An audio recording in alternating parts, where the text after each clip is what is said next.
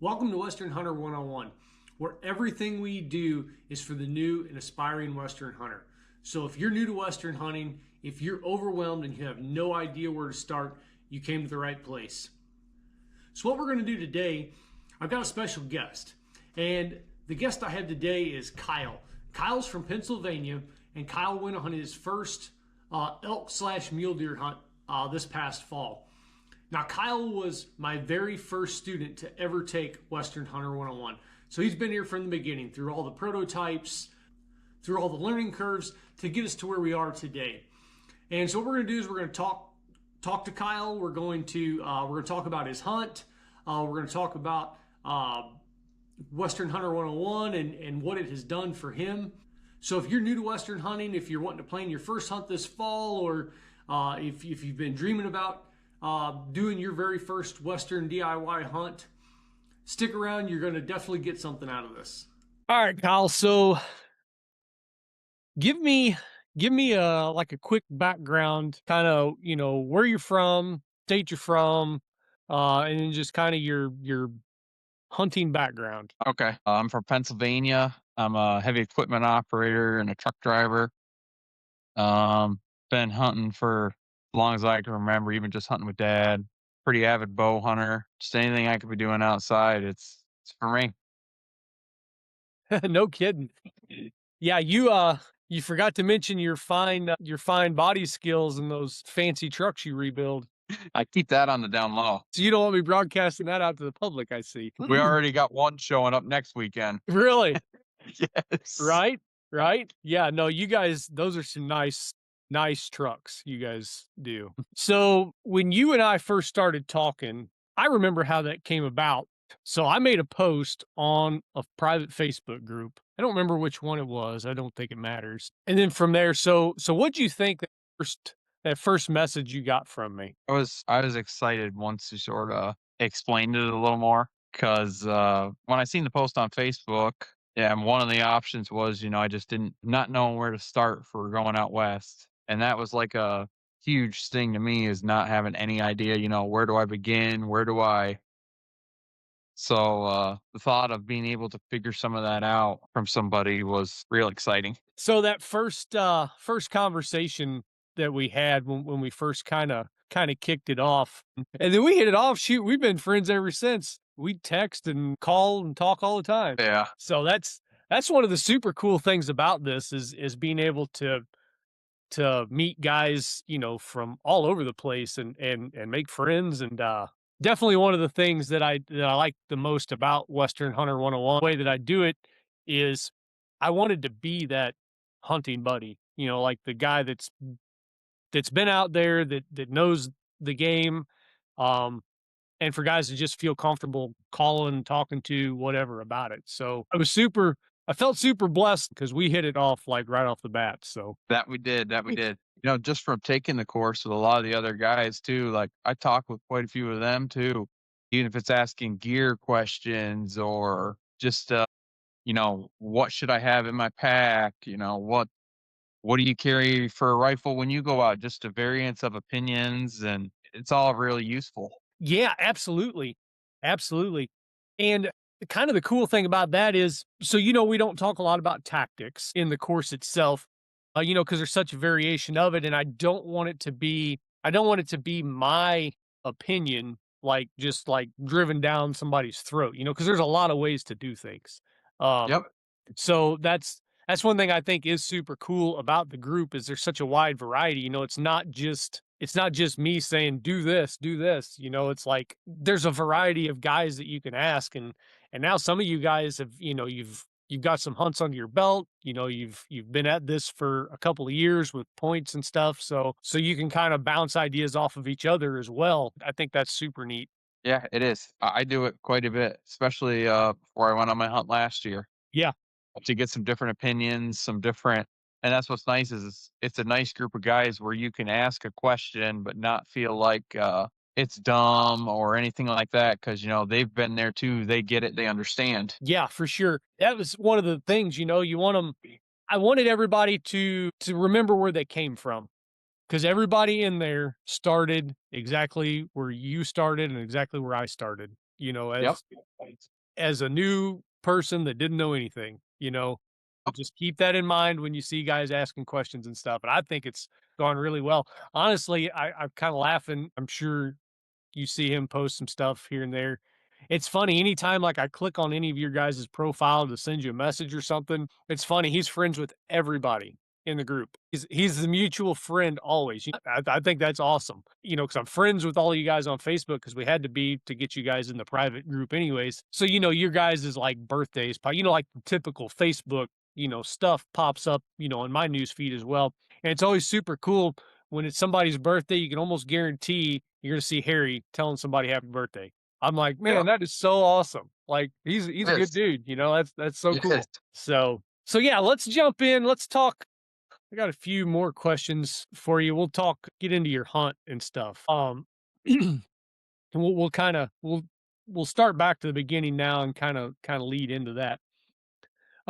Before we had talked, so we've talked a little bit about our, first conversation and stuff. Had you thought much about Western hunting? Like, was it something you were actively trying to figure out at the moment, or was it more of you saw the post and you're like, yeah, I'd like to do that someday? Pretty much I saw the post and was like, "Yeah, I'd like to do that someday." I mean, ever since I was little, you'd see all that stuff on TV and I'm gonna go out and get me an elk. I gotta try it. I gotta try it. So I was kind of just sort of getting into any group that I could with the Western hunting, just trying to get some kind of information, some kind of almost like a compass to guide me on where to start. You know what I mean?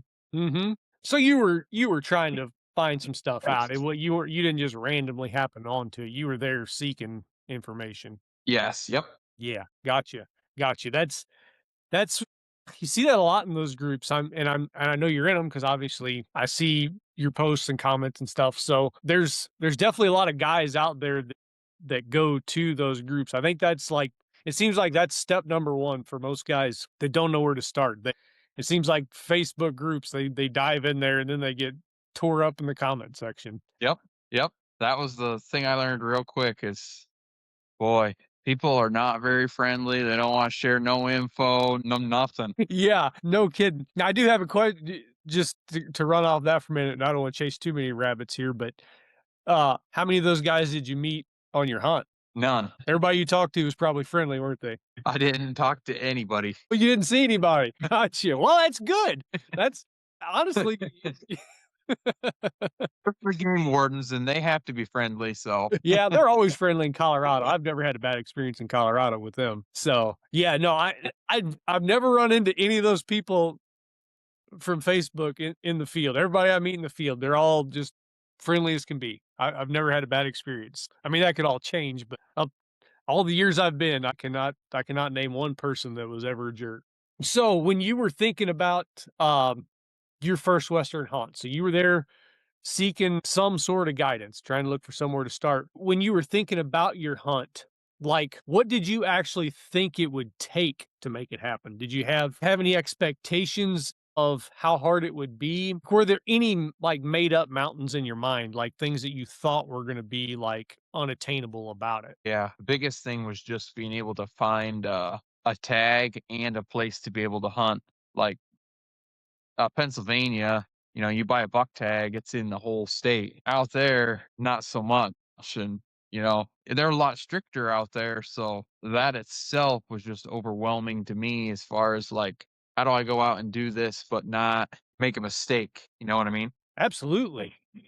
Yeah, yeah, no doubt. That was probably one of my biggest holdups is I didn't want to do anything wrong. Exactly, Yeah, yeah, for sure.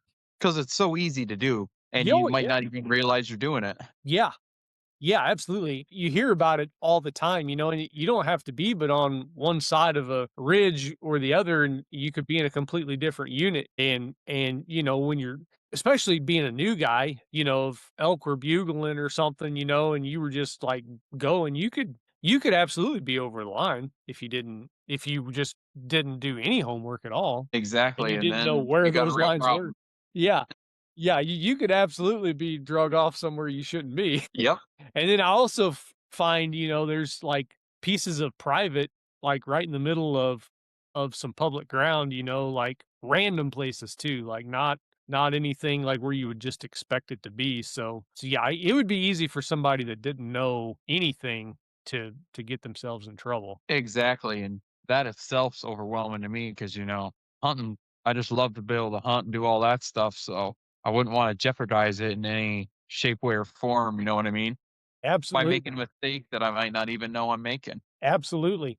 Yeah, you could do that just out of being friendly and helpful. I mean, you could get yourself in trouble helping somebody pack out an illegal animal, you know, and not even realize you're doing something wrong, you know. I learned that at home. A guy that was hunting on some of my boss's land, he illegally shot a deer. I didn't know it was illegal, and we actually went and helped him track the deer and get the deer drugged to the truck. And didn't think a thing in the world about it. Wasn't too awful long. I had a whole bunch of conservation agents at my house asking me a lot of questions and talking about hunting licenses being lost and stuff, and I was, yeah, that's a scary thing, especially when you were just being nice and helpful, so you gotta. Exactly, and you're somewhere that you've never been before, you don't know anybody, you don't know what normal is, you got no clue. Absolutely, absolutely. So how old are you, Kyle? 29. You're 29. So Yep.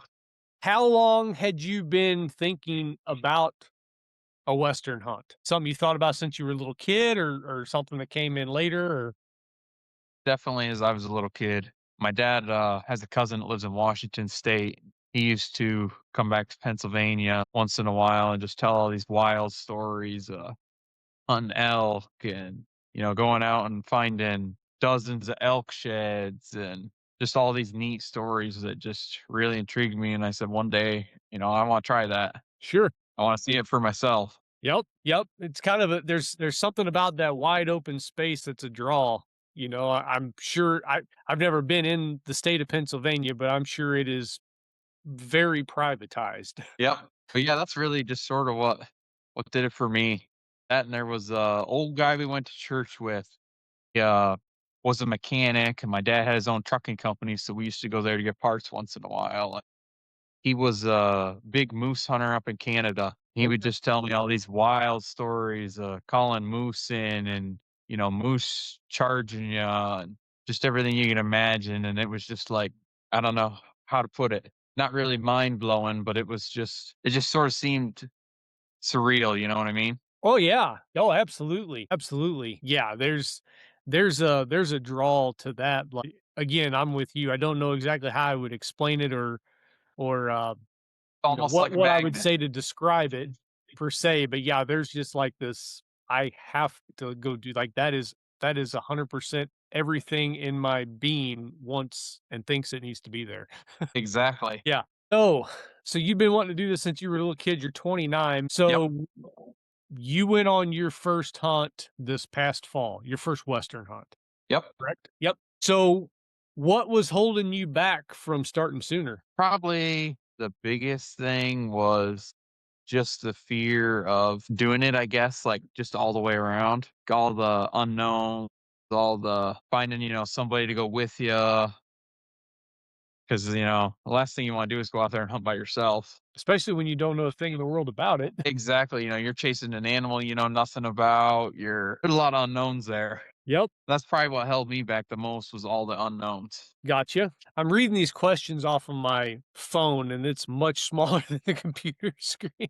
And I just dropped it. So it started like at a different spot. So now I'm trying to find my spot. Hey, that's alright. So, so I've heard you say several times, that you didn't know where to start. So did you have a specific state in mind that you wanted to do? Not really. I sort of thought it would be Washington would be the first state I went Western hunting because I have family out there, but just with all the tight regulations for non-resident, it just really wasn't an option. So then it was sort of like, okay, where do I start now? Like, where do I begin, finding a state that I can even go hunt in? I got you. So you didn't really have a specific state or tag in mind per se. You just knew you wanted to go. You weren't actively trying to figure out how to go to a specific spot.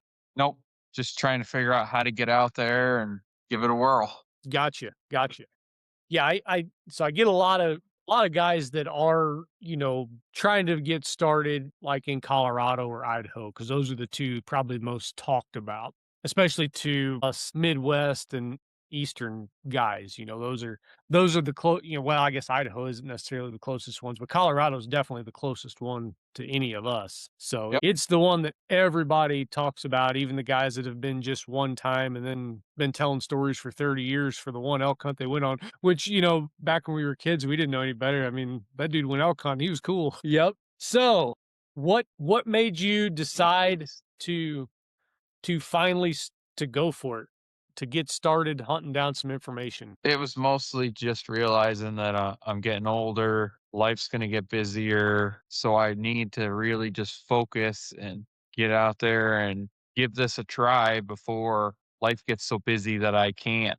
And I look back and say, "I wish I would've tried it. I wish I would've, just looked into the info, done everything I could to try to get out there and experience it." So we already kind of jumped into this a little bit because I, I I put the cart in front of the horse. So how'd you find out about Western Hunter 101? We kind of already know this story, but Yeah, you had made a Facebook post that had a whole bunch of, multiple choice answers, and that popped up on my phone, and I said, "Maybe I didn't know you from anybody else," so I just started clicking through all the multiple choices that were the reasons that were holding me back from experience and, trying to figure it out. gotcha. So so what stood out to you about Western Hunter 101? I'd say probably the biggest thing was that it was sort of a smaller, I don't know how, like a smaller group of guys, sort of, where it didn't make me feel like, I was just dumb and couldn't figure this out, being able to hear questions from everybody and just realize that everybody's in this same boat. Everybody's trying to figure this out. You're not just dumb. You're not just can't figure this out. It's just, you need a little help to get there. Yeah, it probably didn't take a whole lot of explanation for you to get it either, did it? No, no. It was honestly surprising how it just sort of all started to click together. But you can read one of those game books till you can't see anymore, and you're never going to be able to figure it out. It's just overwhelming in the way they word them, and it's a lot. It is.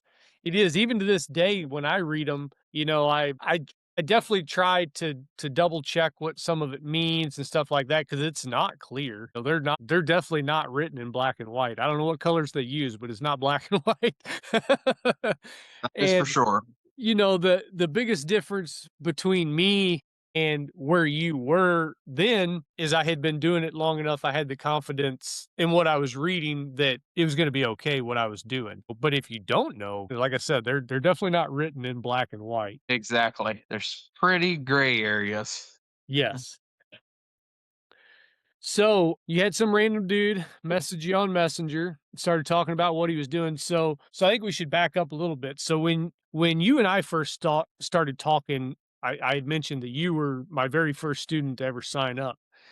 So I was actually doing the prototypes then. Like that was like the very first to the beginning. And so we were running these prototypes um to make sure that we were getting like I knew the information was good and is what needed to be covered from all the interviews that I had done in the past, but putting it in a way that somebody that had never experienced it before or, was brand new. So the whole idea was to put it basically in layman's terms. And I'm sure you know what it's like to know something and then when you go to explain that thing that it's real easy to glaze over the stuff that you think is uber simple because you've been doing it for a while, like, like that's just they're more or less Yep. muscle memory to you at that point. And I think you would agree a lot of the content on YouTube and stuff like that is definitely that away where those guys kind of glaze through some of the, it's kind of beginner stuff, but it's super important stuff that if a guy doesn't know what he's doing at all, like he needs that first before they give the meat of whatever else that they're talking about. So we did those prototypes so you guys could stop me, right? We did them all on Zoom, just like we're doing now. And and then I could like stop and be like, "Does that make sense?" So those were fun. I liked those. I enjoyed the heck out of those. I almost wish we still did them that way. That was a really good time. I Yeah, used to like look forward to the nights we'd do it. yeah, like one night a week, you got to hang out with the dudes and talk Western hunting. I mean, it was cool. I enjoyed it. It was a blast. Yeah. Yeah, no doubt. So I was trying to, tell you I'm doing this prototype, so it's not even a real thing yet. Were you hesitant at all about joining? Like, did you have any reservations about whether I should pay this guy some money or Not really, because I was just at the point where somebody was willing to help me understand everything I need to do to go out and try to achieve this dream. So, what am I to how could I not, give it a chance? What do I have to lose? gotcha? I already don't know everything I need to get out there, where to start, where to begin. So what am I out? I can't ask one of them Facebook groups because, they'll all but hang you. You'll pull back a nub by the time they get done chewing on you. How about it? Man, they're rough. Was there anything that almost stopped you from doing it?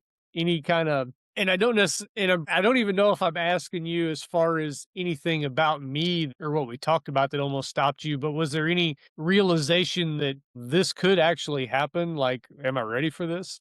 Was there any thoughts that like almost stopped you from doing it? Yeah. There was a couple times I was like, "No, I'm not gonna go. Not gonna go." My wife was like, "You need to go. You don't go, soon, you're never gonna go. You're just gonna keep making excuses." There's quite a few times I was like, "No, we ain't going." Well, praise God for her. She's a keeper. Yeah, absolutely. Yeah, I know some guys that their wives don't want them to go. I didn't even have to message her and tell her to do that. She just did it on her own. So she gets like triple gold stars. Oh, yeah. So I just noticed, I think I need to go back to because I wanted to talk about your hunt. I mean, yeah, I want to talk about Western Hunter 101 because obviously, I want to get in front of as many guys as I can, but I want to talk about like your hunt itself. So my goodness, I just exited off of the darn thing. Cool, pulled it right back up. Hot dog, that never happens. Okay, cool. I switched back to the other questions right at the right time. Check that out. Perfect. So, yeah, yeah. So let's talk about like the planning phase for your hunt last year. So what did your planning process look like? So the first thing was picking a state that we could draw a tag in. There was 10 of us total in our group that went out. So that was quite a process figuring all that out, figuring what season to apply for, what area to go to. That was sort of all where it all started. That was the beginning, was just trying to get that part figured out. I got to give you credit because you and I were messaging back and forth a little bit about it. And so this was your first hunt. You've never been out west. You've never planned a western hunting trip. You've never applied for a tag out west. None of that. You were completely green and brand new to that. And you were like the ringleader for the whole group. Like you were getting everybody, lined out with applying for their tag and making sure everybody was applying for the right tag. And that was pretty impressive. I was pretty proud of you, Kyle. It was a lot of work. It was a lot of work. Yeah, you did a good job coordinating everybody, though. I was very impressed. Hey, I gave it my best. I mean, I apply as a group. Usually, there's only two of us, and that's a can be a chore in itself. And we've both been on hunts. You did good. You did real good. I appreciate it. I don't know how good I did, but I tried my best with You what had a whole knowledge I had. circus to lead.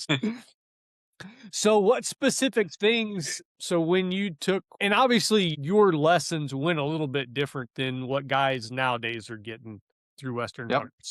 So now, the guys go through and they take the actual lessons themselves, as e-course. And I know you have access to those where you go back and reference and stuff. So it looks a little bit different, kind of how you got it versus how guys get it now. But for like planning that first hunt, and you did good. That's why I wanted to point out that you were the one in charge of the whole planning process there. I wanted to give you the thumbs up there before I asked this question. So what specific things did you learn that made the biggest difference getting started? I guess the biggest thing I learned was you really have to pay attention to everything that you have to fill out when you're applying. Like if you got one number off, or it's supposed to be a D instead of an E, or anything like that, it's not gonna end well. Yeah. I do get messages at this time of year because we're in application season right now. And I get messages from guys that are like, I put in the wrong code. What should I do? You wouldn't believe how many of those messages I've gotten in the last 3 years. Because it's It's a just, big thing, you know? it's especially, if you're doing it on your phone, it doesn't take much to hit the wrong number. So you definitely It got to doesn't double end. check before you hit submit. Yep, because if you mess it up, you might have just messed up your whole plans for fall and all that, you know what I mean? Your whole game plan might be in trouble. And even years to come, if you've got points built up, you may end up drawing a tag that you don't want that burns up. You could burn up 10 Quite a years worth bit. of points, and those aren't cheap. No, and they're not easy to get back. No, no, no, not at all. So was there anything else in the lessons, like any other big things that you took away that kind of made the difference as far as giving you the confidence to go ahead and get started? Probably the biggest thing was just all the explanations, explaining stuff, even just the simple stuff that seemed overwhelming, like with each state being different. And, you got this state draws at this time, this state draws in this month, this date. Probably just having everything sort of simplified to where I felt comfortable enough to be like, all right, let's sit down, let's get this application in so we can, move forward to the next phase of the hunt. Right on. Yeah, I was thinking about that. Just that's one thing I always kind of wonder. I especially wondered it, because we did them live, and the whole time I'm talking, like you guys, like you're giving me a blank stare, because you're just listening. It's not, not that you're looking at me funny or anything, but from my side, looking back at you guys, you guys are just kind of blankly staring at me, and the whole time I'm wondering, like, are they getting this? Like, is this making any kind of difference at all? So it's kind of fun. I do like, hearing your guys's, because it's always different from a different person's perspective. You're on the opposite side of the screen. So what did it look like for you? It's fun to hear this. I'm enjoying this. So did anything from the course, was there anything, and I know I kind of asked this in a roundabout way a while ago, a little bit different, but was there anything that surprised you about any of the process or anything like that that was, maybe easier than you thought or more difficult? Surprisingly, the thing that I guess sort of surprised me most was how once you sort of have it figured out and laid out to how you can understand it, how simple the process is to get your application in, figure out which tag you're applying for, and sort of just start from there and just take off, you know what I mean? It was Mhm. just so simple once I understood how it all worked. Yeah, it's definitely like uber simple after you understand it. Like you just hit the nail on the head there. Like is super super easy. And I often wonder if that's why, some of those guys are kind of the way they are on those Facebook groups, cuz in their mind it's just super super easy. Like how could somebody not get this? But it's one of those things, if you don't know what you don't know, and you don't even know what questions to ask a lot of times. So, Yep, and before I took the course, just looking over the stuff to even begin, it was just overwhelming. I mean, it just seemed so complicated to even be able to figure out, how do I start? Where do I begin? What is this going to take? What is the process? Like, it was almost like rocket science. That's what it seemed like in my mind. yeah, I always compare it to trying to learn Chinese. Yeah. Like, but so I've heard that mentioned before, about like learning a different language, but then once you know the language, then it seems super easy once you actually know the language. Just but to the person that is not even learning it, when they hear somebody talking in a different language, it's like, my goodness, I don't even know where you'd begin to start to figure that out. Sounds like a bunch of chickens cackling to each other. I mean, and I'm not making fun of anybody's, uh, you know, language or anything like that. But to your ears, you're like, you don't have a clue what they're saying. Yep. Yeah, I always compare it to like trying to learn Chinese or something, because like it just doesn't make any sense. Oh, yeah. It's incredibly overwhelming. What do you think you would have made any mistakes if you wouldn't have had any help? Oh yeah, for sure. Lots of mistakes, especially when it come to just the planning around all the different seasons. Like Pennsylvania, you got archery season and you got rifle season. That's about it, you know. And you get out to a lot of them western states and you got first, second, third, even fourth rifle. It just seems mind blowing when you first start out. You're like, how can there be four different rifle seasons? You know, which one am I supposed to be applying for? Which one am I supposed to pick? Yeah, then you look in the book and it's got, you know, a hunt code attached to that, and there's 4 seasons for, you know, that one unit, you know, and they're spread out. And then when you look through the book, they've got like the archery and the rifle and the muzzleloader. And we're talking about Colorado, obviously, right now. And yeah, and like all the units are the same, but like when you open that book and you look at it, you're like, I don't have a clue what all these numbers mean and all like what do you do with this? But now that you know, it's like, oh yeah, you know, you just slap the code in and go. It's not a big deal. Yep, exactly. Do you think you would have gone on a hunt at this point had you not gotten some help? Probably not. Honestly, I probably wouldn't have. Just because, like I said, it seems so overwhelming. That was the biggest thing is it was so overwhelming. I mean, we had 10 guys that went out and, you know, sort of feel responsible for trying to lead everybody in the right direction. And if you don't know what you're doing, it's sort of the blind leading the blind, you know what I mean? 100%. 100%. Yeah. Yeah, I know. I waited a long time, you know, before you actually started younger than I did. And I don't know, you know, we went out west a fair amount.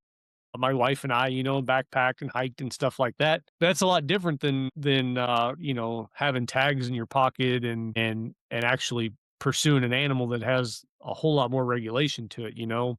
And so I had actually spent a lot of time out there, very comfortable with, you know, with being there and very comfortable, you know, being even in the backcountry, you know, even to a guy that's not going to backpack it, you know, but just actually being out there. But I don't know. I got to the point where I was like, you know what? Like, I'm not going to be able to do this forever. Like, if I don't just do it, it's not going to happen. Yep, And, exactly. you know, kind of exactly what you said. And I remember I was, you know, obviously I was dead set to do it, but I didn't have a clue what I was doing. That first hunt, man, that was a disaster. Like, you know, looking back, it was still fun, and I would do it again, you know, in a heartbeat. Like if that was all I could do, I would do it again in a heartbeat. Like I wouldn't. But you know, a guy should definitely be able to start off better than I did. You know, like a lot of the stuff that we talk about in Western Hunter 101, it's real basic stuff, you know. But when you start with that, you can start on so much higher on the ladder than just blindly doing it. You know, like I'm not saying there's anything wrong with just blindly doing it. Like if you decide to go do it, go do it. Like don't stay home. But yeah, it definitely. Hold on, this computer's popping crazy stuff at me. But yeah, like I don't know, you know, I may not have started had we not been already going out west, and had I not already been comfortable with that. I don't know. I don't know if today I would have still been comfortable enough to start had I not already had that prior experience. You know, Yep. just going off of my personality. So let's walk through your hunt a little bit. So where did you go and what tag or tags did you have? And don't give the units and stuff, just the species. And Okay. Yep. Well, we went to Colorado, second season. I had a mule deer and a bull elk tag. and if memory serves me correct, they were not for the same hunt area either, were they? Or did they overlap somewhere? They overlapped in one unit, but that was it. Gotcha. So that's a pretty big undertaking for your first hunt. Yeah, it is. So what was your priority? Like you had 2 tags in your pocket, but which one did you want to fill the most? I wanted to fill the elk tag most for sure. Yeah, you did. Yes, sir. I know. I've had deer and elk tags in my pocket before, you know, together. Because it's honestly it's inevitable if you have a deer tag in your pocket, you're gonna see tons of elk, especially tons of big elk. And then if you got elk tag in your pocket, dude, I see like giant mule deer like everywhere. It seems like they're behind every single tree. But when you have both, it's tough. It's like crickets. It's like it that. is. But But that's one thing I always laugh because I'm like, it's elk. It's always the elk. I wanted every opportunity I could get. Yeah, I figured it would be elk first. Like, yeah, mule deer, if one shows up, it shows up, but we're after elk. Yep. I think that's how most guys are, unless they just have that mule deer bug. So what were the biggest challenges you faced? Like, so we've talked about your tag and that you had to coordinate 10 other guys that had never been out west before. So you did really good at wrangling all that together. You did good. You'd make a good community organizer. I don't know about that. So when you got out there, what were the biggest challenges? Even if there was more than one, like what was the tough parts? I'd say the toughest part of the whole trip was mentally. It is really hard to climb out of your sleeping bag when it's 12 degrees outside, put on cold clothes to go out and walk around all day long after the third or fourth day. It drains you mentally. That mental toughness is very underrated, wouldn't you say? Yes, the physical is nothing compared to what you're going to go through mentally. Yeah, I think everybody underestimates that. And we even talked about that, like that those things are going to pop up, you're going to feel like quitting, you're going to want to go home early. Like it's tough. Especially when things aren't going right, like if you're not seeing anything at all and you're still doing that every day, it's really hard to get out of that sleeping bag. It makes it tough. Very tough. Give me your number one. Your number one. It would probably be, I'd say, the moment I saw the first set of mule deer and realized there was no buck with them, and then set 12 hours for the next 2 days and never seen another deer. That was rough. Yeah, it's definitely feast or famine, isn't it? Yep. Opportunities are can definitely be few and far in between, and you need to know what you're willing to shoot ahead of time. Exactly. If you know that it's going to be, if you know that you'd be willing to shoot something lesser on the last day than you would the first day, you should probably shoot it on the first day. If you're new, I mean, I know there's if you want to fill tags, I guess I should say, I think you'd agree with that.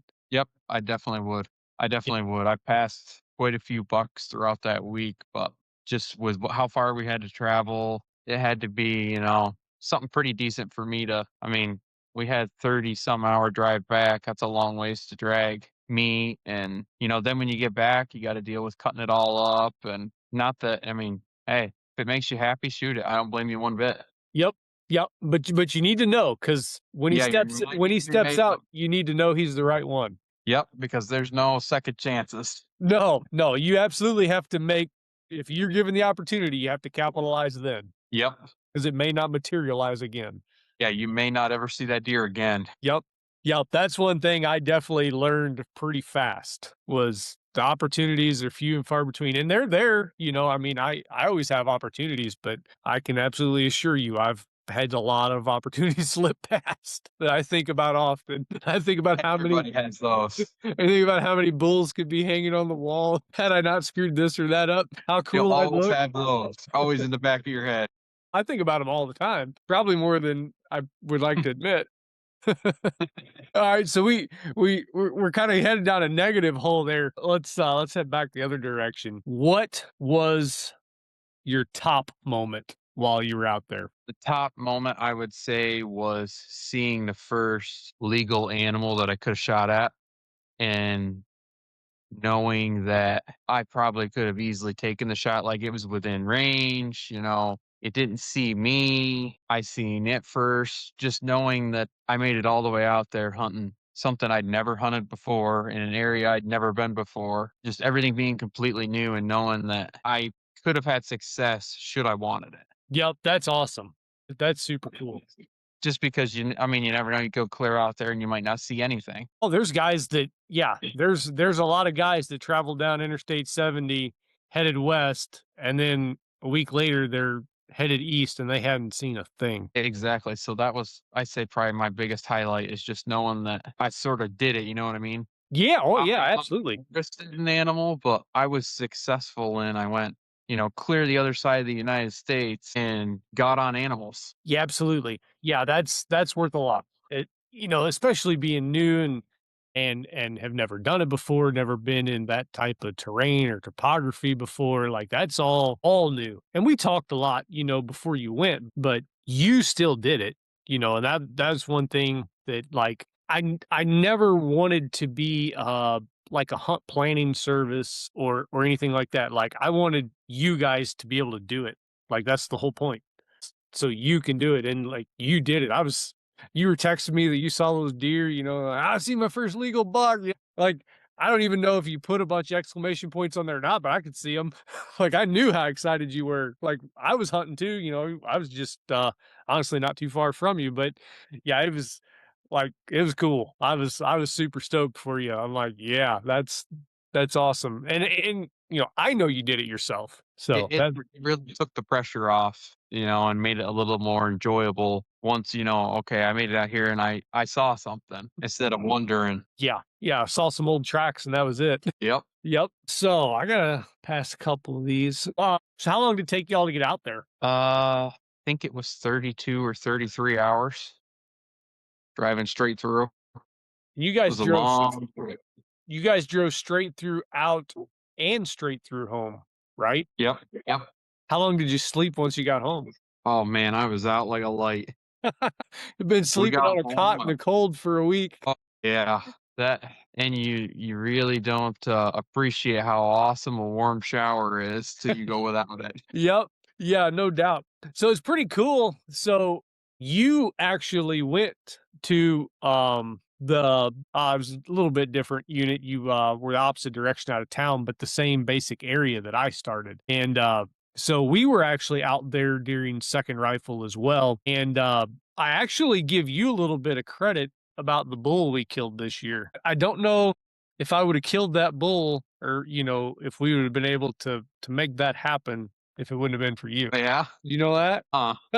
So it's, pretty cool. I mean, like I said, we've been talking for years at this point, but had never met in person.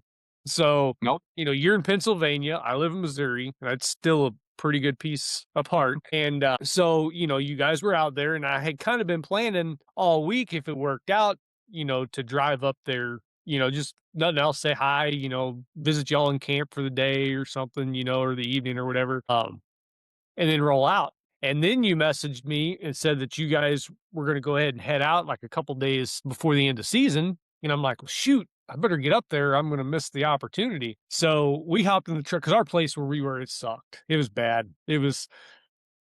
I'll just go ahead and admit it. I did a pretty shoddy job at East Scouting this year. I didn't check the, oh my gosh, I'm terrible with names. Oh my goodness. I know what I'm trying to say. It's right on the tip of my tongue. It just will not fall out. Historical imagery. Oh my goodness. I didn't scroll back on the historical imagery to see how old this beetle kill was. Dude, this thing was old.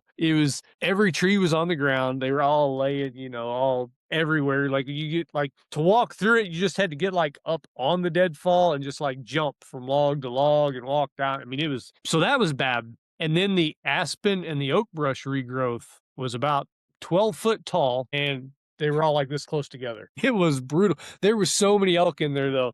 I mean, there was elk sign everywhere. Actually, I think Harry is going there this year. I'm not going to give the unit out, but Harry, I think he's going to draw that tag this year for an archery tag. I put him onto it because I'm like, dude, it's full of elk. It sucks for rifle hunting, but it's phenomenal for archery. I think I might even go film the hunt for him. But anyway, so we were down there and we were like getting our butts kicked. Like, it's like ripping our clothes off of us trying to walk anywhere. And there was some good glassy knobs and stuff if you could get to them. But you guys were leaving, and I'm like, all right, let's just head up there. We'll kill a couple days, and check some of that out. Because I hadn't been there for a while. And, anyways, it had been quite a while since we'd gone back to that particular area. So I kind of wanted to get up there anyways. And so we went up there. We met you guys in town. And you talked for a little bit there or whatever. That night, we didn't have a whole lot of time because what was it? It was like 4:00, I think, wasn't it? When we met you guys. I mean, it was fairly late in the afternoon. Late in the afternoon. Yeah. So we didn't really have time to get anywhere like to really hunt that evening because I mean it was getting down, and so we drove out and we drove up on this ridge, this road that ran down this ridge, and then I left Brendan there, and then I went to another spot. Dude, I found so much fresh elk sign like right off the road. Like, I mean, I'm like literally 300 yards from the truck, and there's freaking elk sign everywhere. So so we ended up hunting, and then the next night after you guys left is when Brendan shot that bull. And then I had a bull at 80 yards, and 5 minutes prior to that bull coming out, I got in the text from Brendan that he'd shot a bull, and I'm like, I probably better not shoot another one tonight, like because I know I'm gonna have to go help him quarter his out and cape it and all that. So I'm like, we don't need two dead elk in one night. I better not. But I was in bulls every day after that. It never, the opportunity never materialized afterwards. But I was like, huh, I have to give Kyle credit for that one. I'll take it because we didn't have luck with the elk where we were. Well, if you'd have rolled out on Sunday, because that's what I was kind of thinking was like, like the day you guys are to go, which I know you guys had a long way to go and you had to get back for work Monday and all that. So, that had a big play into when you guys left. But in my mind, I was thinking you guys would leave Sunday. I don't, for whatever reason, that's the last day. That's just what I was thinking. So I thought I'd, meet you guys along the highway there somewhere. But you're rolling out. So I'm like, well, shoot, I better get up there. And I ended up having a couple days left to hunt. It was so yeah. I'm like, yeah, we're going to give Kyle the credit for that one because we wouldn't even have been there. We'd have still been down there fighting that brush. And I think that brings up one good point, just for everybody that's thinking about it too. It seemed like where we were, the elk had already moved on, moved past, whatever you want to say it, and there's nothing you could do about it. Like it's not like you did something wrong, you didn't plan right, you didn't scout right. It's just either they're there or they're not. I mean, there's not much you could do. It's not like it's a food plot, where whitetail deer's coming out every night to eat. You don't have that kind of either the elk are going to be there or they're not. Just Mhm. because you don't get on them doesn't mean you fail. Absolutely. I mean, they are where they are. Like you're not, Yeah. if they're not there, you either have to wait for them to come back or you have to go find them. Because Yep. if they're not there, you're not going to find them. Nope. That's I think that's a huge thing to point out. yes, yes. You either have to believe that they're going to come back for whatever, if you have reason to believe that, whether there's a lot of sign there. Because, elk do, they don't just stay in one spot. They kind of have a rotation that they do. I mean, I'm not talking about their migration, not their year-long rotation, but a lot of times they'll have, like a week or two rotations. They could be here one day, 3 or 4 days, whatever, and then be gone for a week, and then boom, they're back again. So, you either have to have reason to believe that they're going to be back Yep. or you got to go find them. Yep. And you can't let yourself get discouraged if you're not finding them because after seeing the country out there, you just never know. You could be out wandering around and stumble upon one laying there. I mean, there's just so much area for them to hide and to move through. It's a lot. They're definitely not like our whitetails, are they? Where they're like behind every tree. Not even close. Yeah, there might be a large population of them, but they're they occupy a lot smaller percentage of the country than even I realized. When I first started, I expected it to be a lot different. I did too, as far as the elk goes. I really expected to see a lot more, oh, there's gonna, opening day, there's gonna be elk running everywhere, because people are shooting at everything. I think opening day we heard 2 or 3 gunshots all day. That was it. Mm-hmm. I think that's the thing that a big misconception is that, there is an elk around every tree or a mule deer or, there's just going to be stuff running everywhere. And I think it's just there's so much land and area out there. I'm guessing some of it never even gets touched and they know where to go hide, that's a big thing. I mean, we were supposed to be, somewhere where there was just an absolute ton of elk as far as population. Never seen a single one. Mm-hmm. Yeah, you were hunting the largest elk herd in the whole country. Yep. And I was putting between 5 and 7 miles on a day, just wandering around everywhere. And I never was able to stumble across one or a fresh sign, or there was lots of old sign. And I think that's another thing to point out. There's so much old sign out there. It Mhm. just doesn't disappear. It's kind of odd, Yeah. and Yeah, it for could be very sure. confusing. Yeah, because where we are, we've got such a high humidity and probably, a much higher bacterial load. I don't know what the proper word to use there is, but like deer craps on the ground at home, it's gone. Like I mean, it's dissipated in a couple weeks. Anyways, I would bet um after knowing what I know now and all the time that I have spent out there, I guarantee you I've seen elk crap that was well over a year old and still sitting there on the ground. And to a guy from the Midwest or the East, when you see sign like that, even though it was, it looks dry and a little older, we're used to that. It has to be within the last week or two. From what I have seen, I would say that I would almost bet money I have seen elk sign because I've been in places like ground, like wintering ground for elk, where there really wasn't any elk there at all at that point in time because they hadn't migrated down yet. So I know it had been at least since spring, since very many elk had been there at all, and it was completely, just covered in elk sign. So, you know, that was as a new person, I spent a lot of time in areas like that because I'm like, oh man, look at all this sign. Like there's gotta be elk everywhere. Just looking around all day, nothing there. Exactly. Yeah.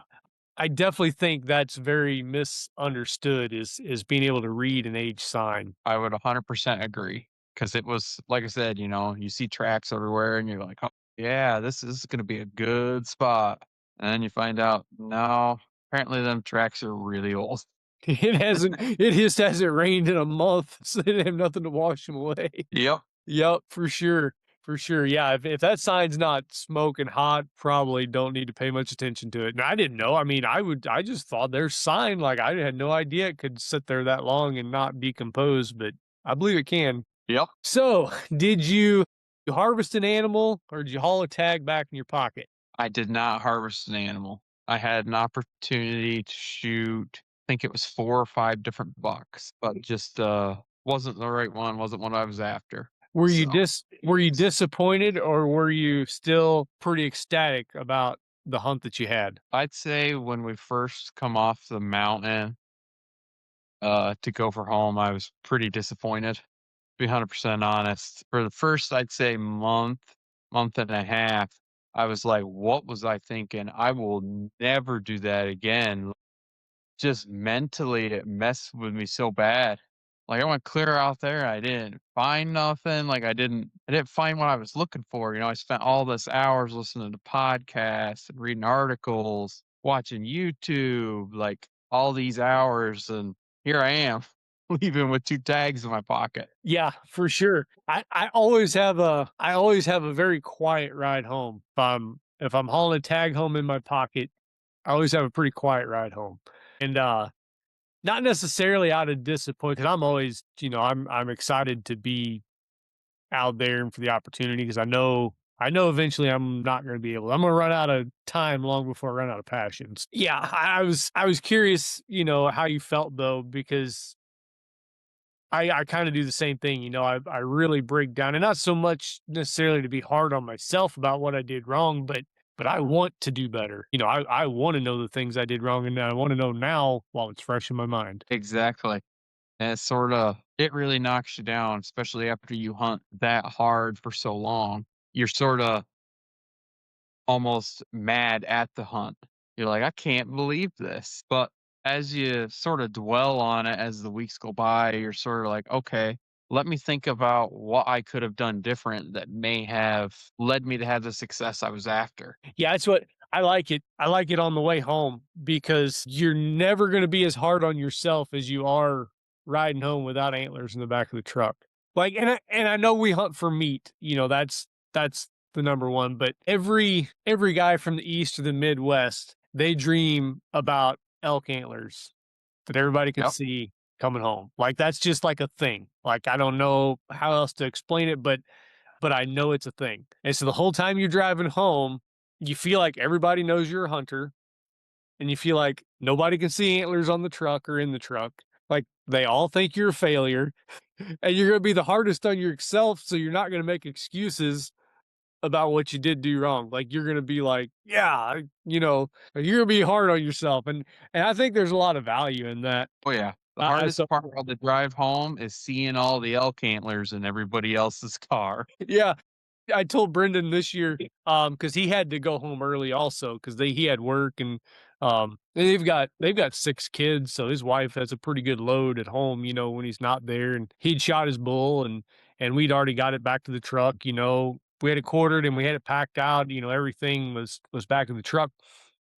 And but we only have the one big cooler, the big homemade cooler that I built to haul home. And I'm like, dude, you can't take that because if I shoot a bull, I need a way to haul mine home. And he's like, "Oh, that makes sense." And I said, "Look, I let that bull walk at 80 yards so I could come help you pack your bull out. If I don't end up shooting one before I go home, I said, I at least I get to haul yours on the roof of my truck." He's It's the like, whole "Oh, I guess way that's back fair." where you see elk antlers, and every time you see it, it's like, "Oh, geez, just rub it in." Yeah, for sure. Yeah, I always, it's fun to hear how other guys feel when they pack a tag home in their pocket. So, how did your hunt compare to your expectations? Like what you expected it to be versus what it turned out to be. So it was actually a lot different than I expected it to be. I mean, I had my pack weighted, spotting scope, all that stuff because I was expecting to spend all day glassing the mountainside, looking for these animals. In reality, where we were hunting, most of my dad's cousin who was out there with us, he told me, he said, it doesn't matter how many animals you see. It's getting close enough where you can get a good shot at one when you see it. So a lot of stuff we were hunting was more close range, and I had all this gear packed. So I had the expectation that, you're going to be looking for miles and see the elk out there and then go chase it. Whereas it was more of a kind of find a pinch point or something, a travel corridor, and sit there and wait. It was a lot different than I had built it up in my mind, from watching YouTube and all that stuff. Mm-hmm. Do you think that had an effect on, because you've already mentioned a few times the mental toughness of it. Do you think that because you were doing a different hunt than what you had kind of been envisioning this whole time, do you think that played an effect on kind of your attitude towards the day? It might have a little. I think the biggest thing for my attitude for the day was after the first day, you saw all these deer and, okay, this is a good spot. It was going day number 2 and sitting there all day long, same spot, same everything, and not seeing anything at all. That really was the kick to the teeth. I got you. No, so like when I show up to a spot, like for me personally, when I show up to a spot that's not what I want, it's probably best if I just get back in the truck and keep driving because I'm not in it. My heart's not in it. Even this year, like we were in, like I was talking about where we were, that's not at all the kind of hunt that I like to do, like at all. But there was so many elk and so much fresh elk sign, I couldn't pull myself away from it.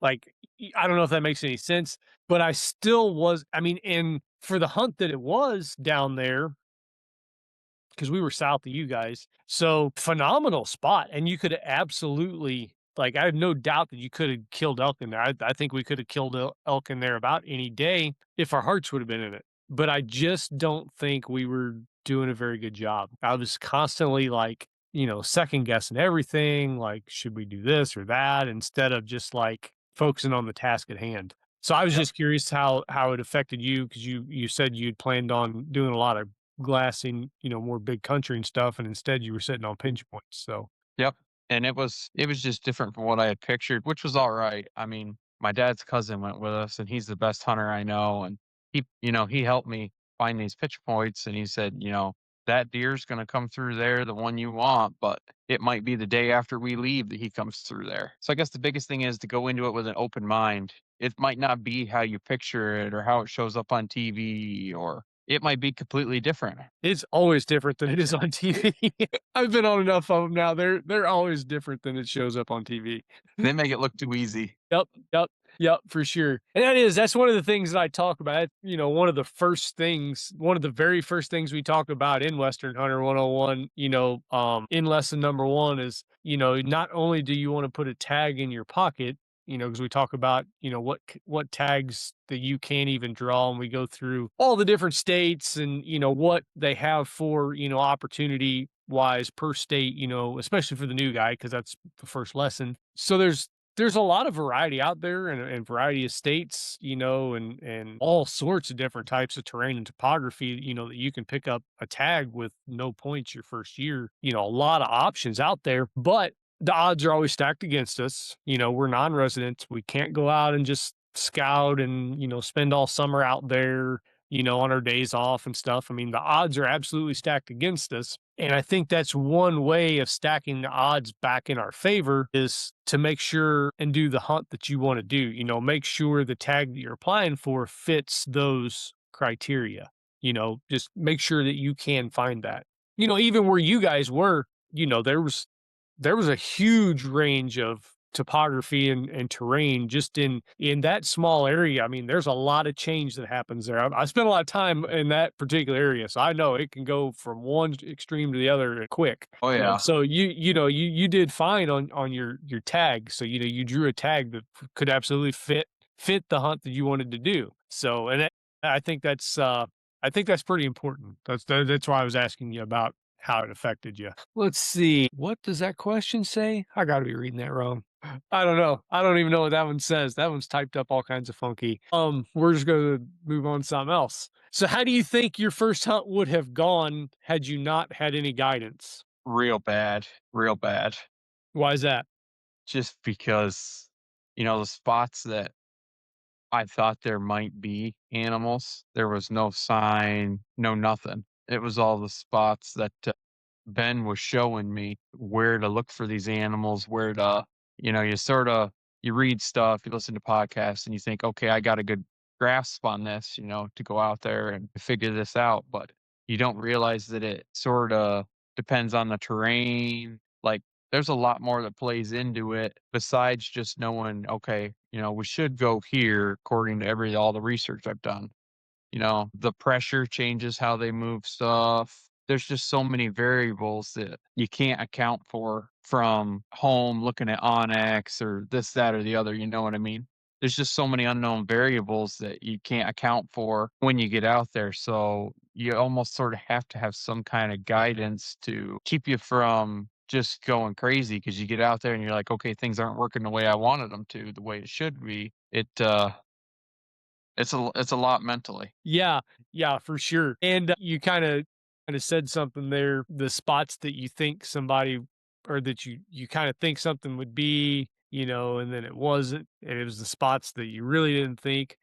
That's definitely one of the keys to e-scouting is you got to get where nobody else wants to go. Like you can't look at what you think it looks like on YouTube and stuff like that. And I'm not saying that all those guys are hunting like private land or outfitted hunts, but some of them are, Yep. but they are, and I'm not saying that one way or the other, like, well, it's just easier for them than it is for us. Those guys, they put in 100 days a year. A lot of them do. I mein, they're absolutely better than we are. They get more experience in 1 year than we're going to get in 10 because we can't spend the time in the field that they can. That's one thing I really, I preach pretty hard in Western Hunter 101 is getting out there. Like there's only so much that you're going to learn through consuming content. There's only so much that you're going to learn in Western Hunter 101. There's only so much that you're going to learn from directly asking me questions. Like there's only so much you're going to, until you go experience it, it just doesn't quite, the light bulb just doesn't quite come on. You Yep. know what I mean? So when we talk about gear and stuff like that, I do get some slack sometimes when I talk about like budget friendly gear and stuff. And it doesn't stem from being a tightwad or saying that, the expensive gear isn't worth using. But my whole point is don't stay home if you can't afford the most expensive piece. Get out there because it takes in the field experience to ever get good at it. Exactly. Toward the end of my hunt, I got so tired of carrying that backpack. I would leave with a rifle with 8 shells, a knife, a lighter, 2 bottles of water, and some beef jerky, and I'd go all day long out wherever. You don't have to have all that gear to go out and do this. You really don't. Yep. You think you do. Everybody tells you you need to, but you really don't. Mm-hmm. Yeah, I've If spent that's a what's lot. holding you back, then don't let it hold you back anymore, Go out and Absolutely. try it.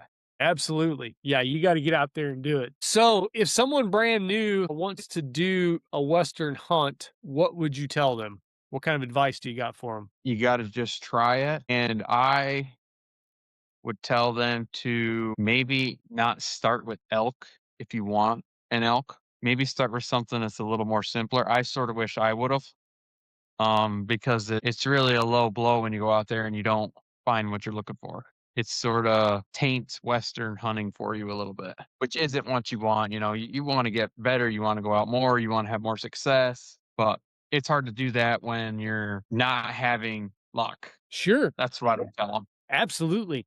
Yeah, and there's so much of this that crosses over from species to species. So much of it. Like you could absolutely hunt some of these other species and gain some real in the field experience that would absolutely the more time and you know this, because you spent some time out there and from the time you started to the time you ended, just even in the that first week that you were there, you were better at moving in the dark. You were better at picking your route because you already had probably beat your head against a rock trying to go somewhere that was like almost impossible to get there. And you're like, oh, like you were already picking those things up just in, the first few days you were there. You got to be in the right spot at the right time. Well, you got to be able to get there. You got to be able to choose your routes to get, all those things like, they seem small, but all those little pieces all add up.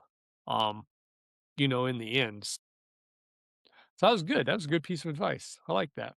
What is the biggest, in your opinion, what do you think the biggest mistake is that beginners make? I think the biggest mistake would be picturing what their hunt is gonna be before they get there. I know that was my biggest mistake, and, well, I guess actually, I'd say my biggest mistake was I had found fresh sign and was seeing deer, so I hunted there over and over and over again when I should have been branching out. Because on the last day, I found a spot that there was just deer everywhere, fresh sign and rubs, and I should have went down in there and looked instead of just, "Oh, I saw a deer here, so I need to be there every single day because that's where that deer is gonna be." I guess the biggest piece of advice I give people is, branch out. Try, check in all different directions, really don't just focus on one spot. I think if I'd have found that spot a day or 2 sooner, I'd have definitely got a nice buck. Yeah, building a plan is a big deal and having a plan for each morning and each evening, even if it's the same spot morning and evening, even if that's what the plan is, having a plan. And if you don't see what you're looking for and it's time for the next step on the plan, take the next step, go somewhere else. That's a big deal. I have seen that many, many, many times. I know as a beginner, I didn't wanna let go of that spot because I'm like, "Okay, there's a deer there, Hmm. no need to go look around. There's one there, he's a big one's gonna come out." And I think that's the thing. A big thing was that when you get out there as a beginner, you find something like that and you just hold on to it and you won't let it go to, like you say, move on to the next plan. Yep. Those are all experience things. Like you have if you don't get out there and you don't see it fail, you don't know, you just don't know till you get there. You gotta go. That's why it does no good to build a bunch of points and wait to go hunting. You gotta get out there and experience it to ever do any of those tags justice. Yep. So what would you is there anything that you would have done different? I think you just answered that. Yep. Branch out. Do you think Don't be this is afraid to try a new area. right? Absolutely. Is this something that you think the average person can realistically do? Yes, I honestly think the average person can. You don't have to be the best hunter, the best shot, the best whatever. You just need to use your head when you get out there, use all the knowledge you put in, and not be afraid to really go for it. Give it your all. Don't hold back. Yeah, I agree with that 100%. I'm just a regular guy. Hey, when I'm not doing this, I have a regular job like everybody else. You have a regular job. We're just regular dudes that like to hunt. Yep.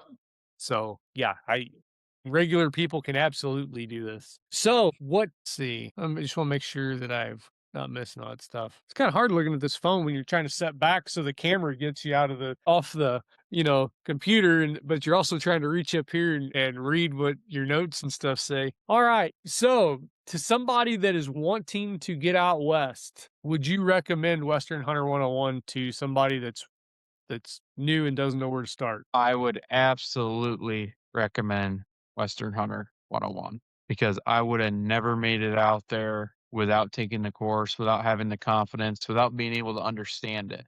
And I'm not just saying that, I mean it. Just as a working guy that works every day, it was nice to hear it from another working guy who works every day, not somebody who's out there surrounded by the elk all year long and, has friends that are hunting guides, all that. It's nice to hear it from somebody who's just like me, you know what I mean? Absolutely. Absolutely. Yeah. Thank you, Kyle. I appreciate that. That Uh, made a difference for me because it's hard for me to take advice from somebody who, you know what I mean? Somebody who's got different circumstances, they don't understand, I only have this much time to hunt because I only have this many vacation days, and it's nice to know that the course is built around guys who understand that you're only going to have so much time to hunt. You can only spend so much money on gear. You can only there's only so many limits to everything. Whereas somebody who, is a guide out there or something like that, they've got all year long to scout for these elk. A lot of us don't. So it was nice to have a course that was based completely around the working man, somebody who just doesn't have all the time and all the resources that are available out there to do that. So it's nice to have a resource that, is kind of hidden in your arsenal that kind of levels the playing field out there for you, being a non-resident. yeah, absolutely. And I think you kind of hit the nail on the head. Most of us are the working class. Like, we don't have that much time to obsess over this stuff per se. I I do obsess over it.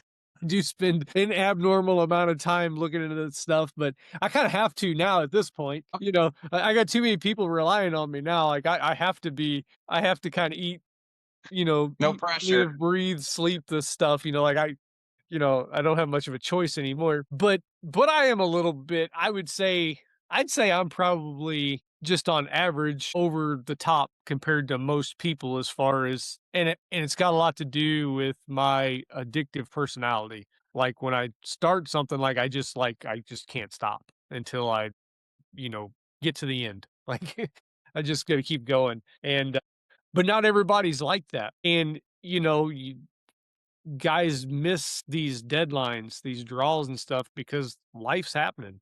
Just life's happening every day. And I know and I've talked to guys.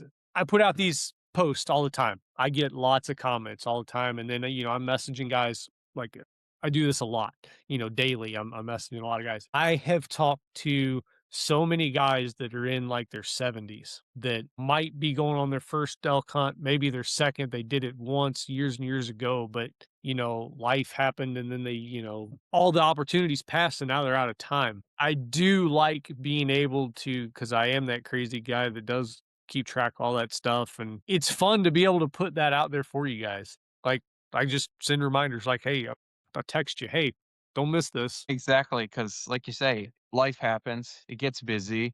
You got to pick up some extra hours at work, and you forget about stuff like that. That there's Mhm. a deadline and stuff like that.